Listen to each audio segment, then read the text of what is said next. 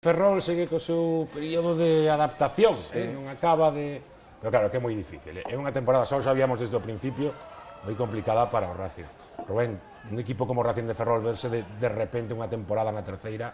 é complicado, O sea, a verdade é que non é sinxelo, sobre todo con tantos xogadores que levan moitísimo tempo xogando en segunda B, que ademais facendo boas tempadas, adaptación a novos campos, adaptación a tener a mentalidade que en moitos deses campos requiren non solamente ese fútbol combinativo que están acostumbrados a facer, senón de outro tipo de cousas. E, bueno, non é sinxelo, pero estou convencido de que a medida que vai avanzando a tempada, pois irán aproveitando tamén como equipo para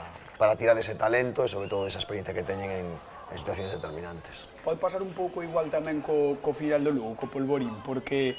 é un conxunto que lle está costando adaptarse á terceira división, por exemplo, se xa ganou, xogou na casa, pode ser que a segunda volta sexa importante neste tipo